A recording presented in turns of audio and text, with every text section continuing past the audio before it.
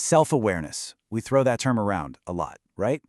But what if I told you that real self-awareness is super rare and it looks almost nothing like what we think it does? So today, we're going to dig in. We're going to break down what it actually is using 7 key markers.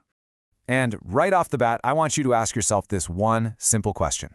Seriously, think about it. Because your answer right now, well, it might be pretty different in just a few minutes. All right, let's jump right in. We're going to start by tackling this massive illusion. There's this huge gap between how we think we see ourselves and, well, reality. And let's start with the data, because honestly, it's pretty shocking. Research shows this again and again. Over 90% of people believe they're self-aware. But when you look at objective studies, it's more like 10 to 15%. I mean, think about that. That disconnect is just staggering. So, what's going on here? Why is there such a huge gap? Well, it's because we mix up introspection, just thinking about ourselves a lot, with actual self-awareness. But look, real awareness isn't about how much you think about yourself. It's about the quality of that thought. It's about being able to see yourself clearly, honestly, almost like you're watching a total stranger. Okay, so how do we actually do that? Let's get practical. The first group of signs we're going to look at are all about watching yourself in action, observing yourself from the outside, seeing your behaviors and reactions as they're happening in real time. So, sign number 1, you start to notice your own patterns before someone else has to point them out. Think about it. Most people only see their patterns in the wreckage, after the 3rd failed relationship or when they hit the same wall at their 4th job. But a genuinely self-aware person, they see that pattern while it's still forming. And the skill behind this has a name. It's called metacognition. It's basically the ability to step outside of yourself and watch your own brain work. It's like being an observer of your own thoughts and behaviors. So, if you've ever caught yourself in the middle of doing something and thought, oh, there I go again, that's not just you being hard on yourself. That's it. That's your inner observer waking up. All right, sign number 2. A truly self-aware person doesn't need this neat and tidy story about who they are. They're actually okay with internal contradictions. They can handle the messiness. The famous psychologist Carl Jung had a term for this, the integration of opposites. It's this ability to accept that, yeah, you can be generous and you can be selfish. You can be brave in one situation and totally avoidant in another. Holding both of those truths is tough, for sure, but it's really the only way to see yourself honestly. Okay, this next one, this one is huge. We all have emotional reactions, right? That's just human. But here's the difference. A self-aware person knows that their feeling about something isn't the same as the thing itself. There's a gap. See, someone who isn't very self-aware tends to merge their feelings with reality. If I feel wronged, then I was wronged. It's that simple. But the self-aware person, they pause. They see their feeling not as the absolute truth, but as a piece of information about them. And they ask this incredibly powerful question.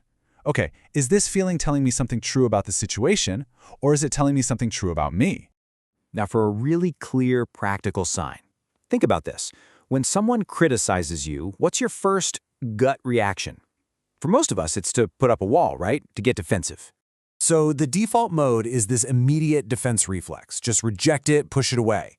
But the self-aware person has what you might call a consideration pause. It doesn't mean they automatically agree with the criticism. Not at all.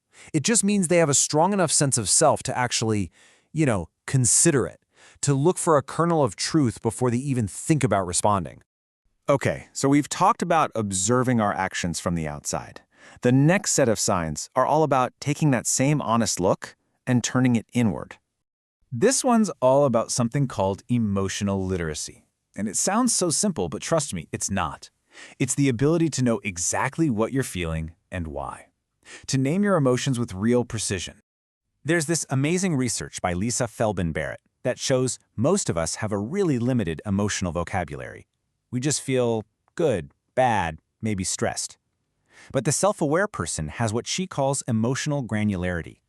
They can tell the difference between, say, disappointment and actual grief, or between anxiety and excitement. And that precision, that's where the power is. It gives you choices. All right, on to sign number 6. And honestly, this might be the one that trips most people up. It's pretty easy to be honest about what you did, but being honest about why you did it, that's a whole different ballgame. Most of us cook up these really convenient, noble-sounding stories for why we do things. But the self-aware person questions that story. They stop and ask, wait, is that really why I did that? And they're willing to dig deeper and find the real motivation, even if it's less flattering, even if it's about fear or ego or just plain old avoidance. And that brings us to our last sign, number 7. And this one is maybe the most important of all, because this is what separates real, genuine self-knowledge from just performing it. So here's the bottom line. For a lot of people, learning about themselves is like collecting stamps. It's just filing away facts under the label, well, that's just how I am. But for someone who's truly self-aware, that knowledge isn't a collection, it's a tool. It's a tool for transformation. When they learn something new about themselves, their immediate question is, okay, so what am I going to do about it? What needs to change? So when you boil it all down, real self-awareness, it's not some cozy, warm and fuzzy feeling. Not at all. It's hard work. It's the difficult, constant job of seeing yourself with total clarity. All your patterns, your contradictions, and especially that gap between the person you want to be and the person you actually are right now. And I think this next thought just says it all perfectly. Self-awareness without change is just sophisticated self-involvement.